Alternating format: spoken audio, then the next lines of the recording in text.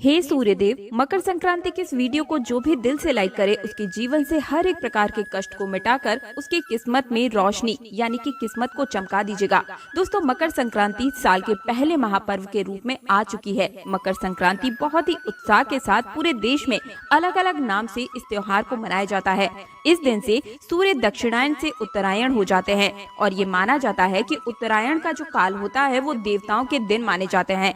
आप सभी जानते हैं कि जब ये उत्तरायण प्रारंभ हो जाते हैं तो ऐसा कहा जाता है कि देवताओं के दिन शुरू हो गए और जब दक्षिणायन का समय आता है तो उसे देवताओं की रात्रि माना जाता है। शास्त्रों में उत्तरायण को बहुत ही अधिक महत्व दिया जाता है। कहा जाता है कि जो भी व्यक्ति उत्तरायण में अपने शरीर का त्याग करते हैं वह कभी लौटकर वापस इस धरती लोक पर नहीं आते, उनका पुनर्जन्म कभी नहीं होता।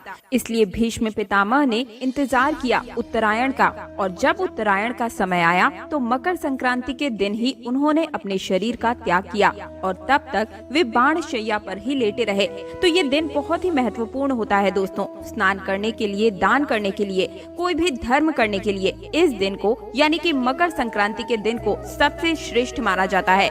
पौराणिक मान्यताओं के अनुसार मकर संक्रांति के दिन ही भगवान सूर्य देव अपने पुत्र शनि से मिलने उनके घर जाते हैं। ये पर्व पिता और पुत्र के अनोखे मिलन से भी जुड़ा हुआ है। पौराणिक कथा के अनुसार जब सूर्य देव पहली बार पत्नी छाया और अपने बेटे शनि से मिलने उनके घर आए थे तो शनि देव ने काले तिल से उनका स्वागत किया था और फिर भगवान सूर्य देव ने प्रसन्न होकर अपने पुत्र को आशीर्वाद दिया कि जब भी मैं मकर राशि में प्रवेश करूंगा और जो लोग भी इस दिन मुझे काले तिल अर्पित करेंगे उनके जीवन में सुख समृद्धि आएगी, उनका घर धन धान्य से भर जाएगा। मकर शनि की राशि है, यही वजह है कि मकर संक्रांति बहुत ही महत्वपूर्ण मानी जाती है। जिस दिन भगवान सूर्य देव धनु राशि से मकर राशि में प्रवेश करते हैं उसी दिन मकर संक्रांति मनाई जाती है। दोस्तों, ऐसे में बहुत सारे लोगों के मन में ये संशय बना रहता है कि इस बार मकर संक्रांति कब है, 14 जनवरी को या फिर 15 जनवरी को। तो हर प्रकार के कंफ्यूजन को दूर करते हुए मैं आपको बताती हूँ कि इस साल 2025 में 14 जनवरी को ही मकर संक्रांति का ये महापर्व मनाया जाएगा। आज की इस खास वीडियो में आप सभी जानेंगे कि मकर संक्रांति के दिन का पुण्यकाल क्या होगा, महापुण्यकाल का समय क्या होगा, मकर संक्रांति के दिन किन किन चीजों का किस प्रकार से दान करना चाहिए, मकर संक्रांति के दिन पूजा विधि क्या होगी, क्या करें क्या ना करें, संपूर्ण जानकारी के साथ साथ ही 2 ऐसे अचूक उपाय बताऊंगी दोस्तों जो कि आपको मकर संक्रांति के दिन ही करना है।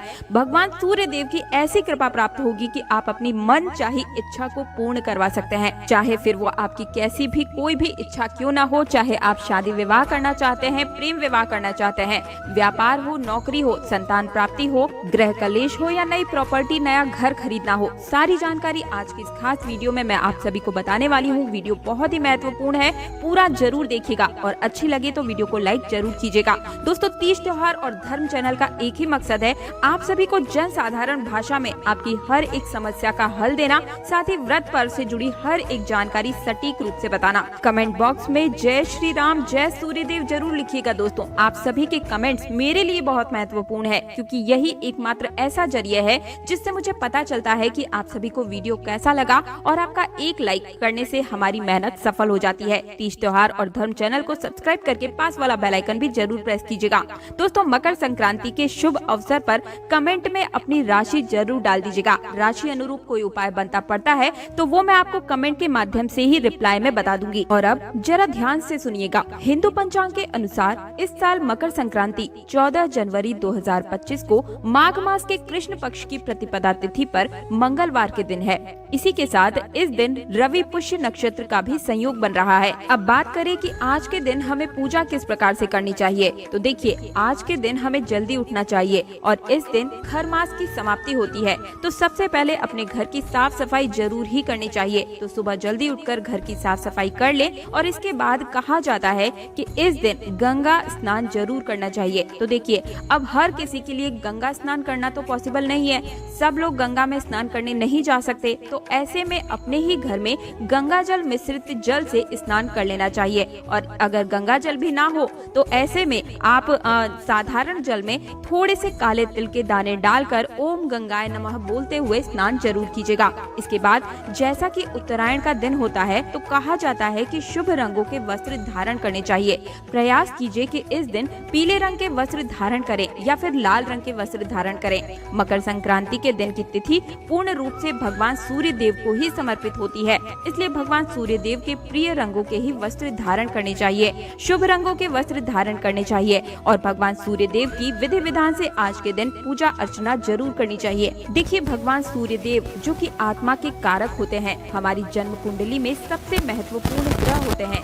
दोस्तों, जन्म कुंडली में राजा का स्थान भगवान सूर्य देव को मिला हुआ है। तो अगर जन्म कुंडली में किसी भी कारणवश सूर्य कमजोर है या फिर आपको ऐसा लगता है कि समाज में, परिवार में आपके मान प्रतिष्ठा में कमी है और आपको मान प्रतिष्ठा चाहिए, संतान प्राप्ति की कामना है, वंश वृद्धि की कामना है या फिर आत्मविश्वास में बहुत ज्यादा कमी है। कई बार क्या होता है दोस्तों कि अगर जन्म कुंडली में सूर्य कमजोर होता है तो आत्मविश्वास कमजोर हो जाता है और ऐसे में आप कोई भी निर्णय नहीं ले पाते हैं, ठीक तरह से कोई भी कार्य नहीं कर पाते हैं। इसलिए आवश्यक है कि भगवान सूर्य देव की पूजा आप जरूर कीजिए। तो आज के दिन जब आप भगवान सूर्य देव को जल अर्पित करें तो जल में थोड़ा सा काला तिल, थोड़ी सी रोली, अक्षत, हल्दी डालकर ही अर्घ देना चाहिए। जी हाँ दोस्तों, अर्घ के लिए भगवान सूर्य देव को जल चढ़ाते समय तांबे के पात्र का ही प्रयोग करना चाहिए। दोस्तों, भगवान सूर्य देव की धूप दीप दिखाकर पूजा कीजिए और अगर आपके पास में लाल फूल है तो बहुत अच्छी बात है, लाल फूल डालकर भी आप अर्घ जरूर दीजिए। नहीं है तो फिर रोली डालकर, आप थोड़े से काले तिल डालकर भी भगवान सूर्य देव को जल जरूर दे सकते हैं। इसके बाद सूर्य देव की चालीसा पढ़िए और हो सके तो आदित्य हृदय स्तोत्र का पाठ करें। आदित्य हृदय स्तोत्र का पाठ आप चाहे तो सुन भी सकते हैं या फिर चाहे तो बाँच भी सकते हैं। नहीं तो अगर आप इस दिन भगवान सूर्य देव के किसी भी मंत्र का जाप करें, ओम सूर्याय नमः, ओम आदित्याय नमः, इस प्रकार से इन मंत्रों को आप सुन भी सकते हैं और बाँच भी सकते हैं। मंत्रों के द्वारा भी भगवान सूर्य देव को आप अर्घ दे सकते हैं, उनकी पूजा कर सकते हैं। अधिक से अधिक संख्या में मंत्रों का जाप कीजिए, भगवान सूर्य देव की विशेष कृपा आपको प्राप्त हो सकती है दोस्तों। इसके बाद भगवान सूर्य देव को गुड़ और तिल से बने हुए लड्डुओं का भोग लगाएं और उनकी आरती कीजिए। इसके बाद इस प्रसाद को पूरे परिवार के साथ स्वयं भी ग्रहण करें। दोस्तों, कई सारे भक्तों के मन में ये प्रश्न उठता है और वे हमें कमेंट से भी पूछते हैं कि इस दिन भगवान सूर्य देव दिखाई ही नहीं देते सर्दी की वजह से, तो हम क्या करें। देखिए, भगवान सूर्य देव का ध्यान करके आप अपने घर के मंदिर में भी उनकी पूजा कर सकते हैं, तो बहुत ज्यादा परेशान होने की आवश्यकता नहीं है। अगर दिखाई देते हैं तो बहुत अच्छी बात है, आप अपने घर की छत पर या बालकनी पर खड़े होकर भी उनको अर्घ दे सकते हैं। और अगर आपको भगवान सूर्य देव के दर्शन नहीं हो रहे हैं तब भी आप इसी प्रकार से अपने घर की छत या बालकनी से उन्हें अर्घ दें और बाकी की जितनी भी पूजा पाठ है वो आप अपने घर के पूजा मंदिर में कर सकते हैं, आरती कर सकते हैं, मंत्र का जाप अपने घर के मंदिर में बैठकर ही कर सकते हैं। भक्तों, अब सबसे जरूरी चीज, मकर संक्रांति के दिन दान कैसे, किस प्रकार से करना चाहिए, किन किन चीजों का दान करना चाहिए। देखिए, आज के दिन आप गुड़ का दान करना चाहिए, तिल का दान करना चाहिए, चावल का दान करना चाहिए, खिचड़ी का दान करना चाहिए, मतलब दाल चावल मिलाकर भी आप दान कर सकते हैं। इस दिन आप दाल और चावल को मिलाकर भी दान कर सकते हैं। काली उड़द का दान कर सकते हैं और आज के दिन करना भी चाहिए। काले तिल का दान जरूर कीजिएगा। इसके साथ में ही घी का दान करना चाहिए। आज शुद्ध घी का दान करने से भगवान सूर्य देव की विशेष कृपा दृष्टि आपके परिवार पर पड़ती है और सुख समृद्धि आती है। इसके अलावा आप वस्त्रों का दान कर सकते हैं। अभी जैसे कि सर्दियों के मौसम है, आप गर्म वस्त्रों को या फिर ऊनी वस्त्रों को दान कर सकते हैं, कंबल का दान कर सकते हैं। और दान किसे दें, तो देखिए, आप दान किसी ब्राह्मण को भी दे सकते हैं, मतलब देना ही है और ब्राह्मण को तो दे ही सकते हैं। इसके अलावा आप चाहें तो जैसे कि किसी जरूरतमंद को, किसी गरीब को जिसके यहाँ पर खाने पीने की दिक्कत होती है, उन्हें भी आप खाने की सामग्री दान कर सकते हैं, कंबल का दान कर सकते हैं, किसी भी जरूरतमंद व्यक्ति को।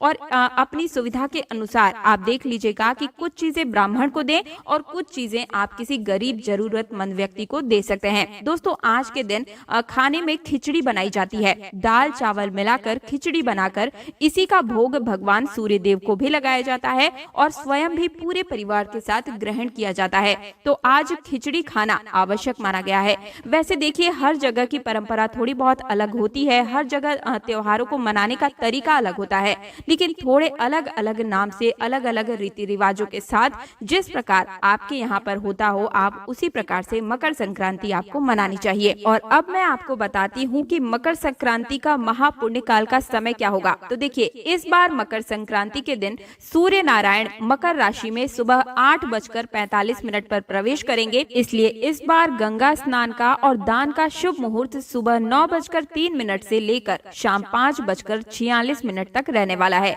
यानी कि मकर संक्रांति के दिन पुण्य काल का समय सुबह 9:03 से शाम 5:46 तक रहेगा। और यहीं पर महापुण्य काल के समय की बात करूं तो सुबह 9:03 से 10:48 तक महापुण्य काल की तिथि होगी। इस समय कोई भी शुभ दान करना, किसी नई वस्तु की खरीदारी करना या पूजा पाठ या दान पुण्य से जुड़ा हुआ कोई भी शुभ कार्य करना बहुत ही शुभ माना जाता है। दोस्तों, एक गुप्त उपाय आप सभी को बताती हूँ। दोस्तों, अगर आप मकर संक्रांति के दिन गौ माता को 11 के आटे की लोइयां बनाकर उसके ऊपर गुड़ और तिल रखकर, घी रखकर अगर गौ माता को खिलाते हैं तो मानकर चलिए आपकी हर एक प्रकार की परेशानियों का निदान हो जाता है।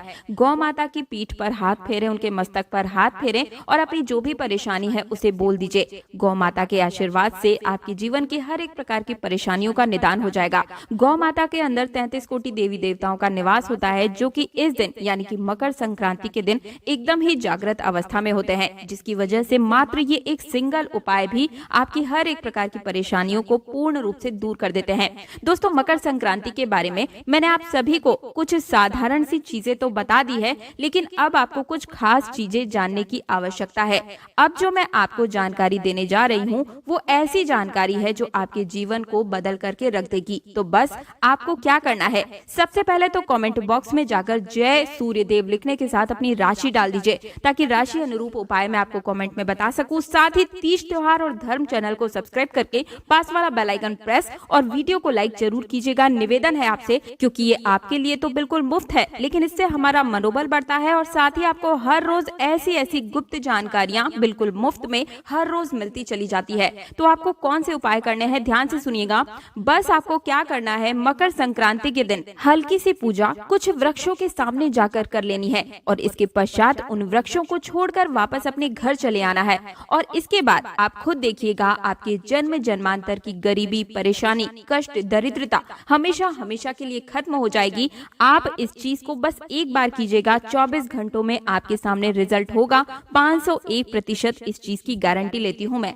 माता लक्ष्मी के आशीर्वाद से आपके जीवन में धन का आगमन शुरू हो जाएगा। धन आने के सारे रास्ते खुल जाएंगे और आपकी बंद किस्मत के ताले की चाबी लग जाएगी। दोस्तों, आपको ऐसा क्या करना चाहिए, ध्यान से सुनिएगा, जिससे कि माता लक्ष्मी का आशीर्वाद आपको मिले, भगवान विष्णु का आशीर्वाद मिले और आपको अन्य देवी देवताओं का भी आशीर्वाद मिले। चलिए एक एक करके मैं आपको बताती हूँ। सबसे पहले जो पेड़ है जिसे आपको मकर संक्रांति के दिन यानी कि 14 जनवरी के दिन छू करके आना है, और वो वृक्ष है पीपल का पेड़। ध्यान से सुनिएगा दोस्तों, पीपल का पेड़ एक ऐसा पेड़ होता है जिसको यदि हल्की सी भी साधना पूजा कर दी जाए तो भगवान विष्णु और माँ लक्ष्मी दोनों की कृपा आपको एक साथ मिल जाएगी। क्या करना है, ध्यान से सुनिएगा। 14 जनवरी की सुबह के समय में आपको ये काम करना है। सुबह के वक्त पीपल के पेड़ के पास आपको जाना है, वहाँ पर 1 लोटा जल अर्पित करना है और उसके पश्चात वहाँ पर आप प्रणाम करें, उस पेड़ को छुएं और अपनी मनोकामना बोल देनी है।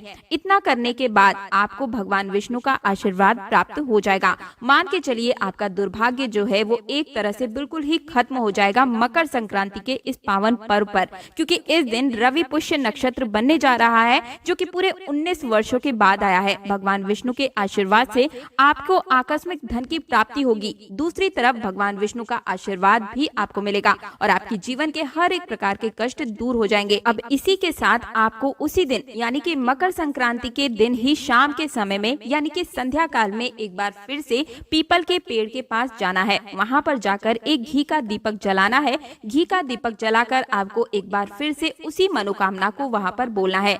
पीपल के पेड़ को बिना छुए केवल घी का दीपक शाम के वक्त में आपको जलाना है। एक सफेद रंग के कागज पर लाल रंग के पेन से, ध्यान से सुनिएगा, सफेद रंग के कागज पर लाल रंग के पेन से आप अपनी जो भी मनोकामना है, शादी विवाह से जुड़ी हुई है, व्यापार, नौकरी, नया घर, कोई प्रॉपर्टी है, विदेश यात्रा, किसी भी प्रकार की कोई भी जो भी आपकी मनोकामना है, पैसा रुपया चाहिए, हर एक चीज को जो भी आपको चाहिए वो मनोकामना आपको उस सफेद कागज पर लाल रंग के पेन से लिखनी है। उसके बाद उसको रोल बना लेना है और सूत के धागे से बांध करके उसे वहीं पीपल के पेड़ की जड़ में या फिर मिट्टी में उसे दबा देना है।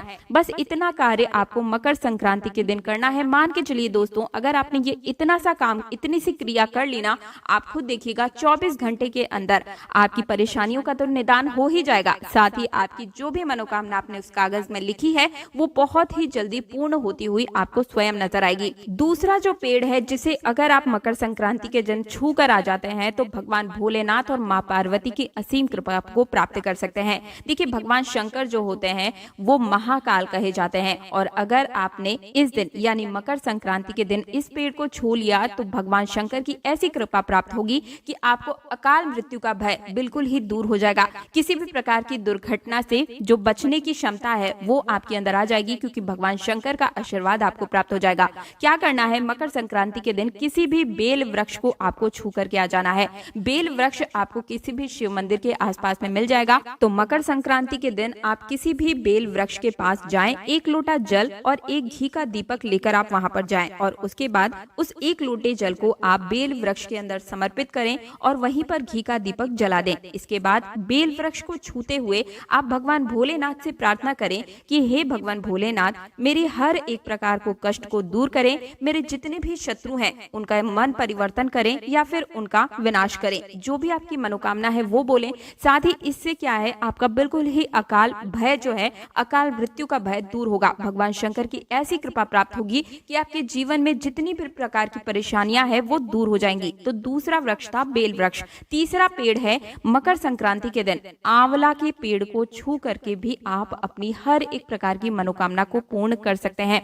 आंवला का पेड़ भी आपको आसानी से कहीं भी मिल जाएगा। वहां भी आपको सिर्फ 1 घी का दीपक जलाकर और पेड़ को छूकर अपनी मनोकामना को बोलना है। ये 3 ऐसे वृक्ष हैं दोस्तों, जिनसे आप अपनी हर एक प्रकार की मनोकामना को तत्काल ही पूर्ण करवा सकते हैं। और ये इस बार की जो मकर संक्रांति है, जैसा कि मैंने आपको बताया, रवि पुष्य नक्षत्र के साथ आई है, जो कि पूरे 19 वर्षों के बाद ऐसे संयोग के रूप में आई है, और ये मंगलवार के दिन पड़ने जा रही है, जिससे कि आपका मंगल ग्रह भी बहुत प्रबल होगा, सूर्य ग्रह भी बहुत प्रबल होगा।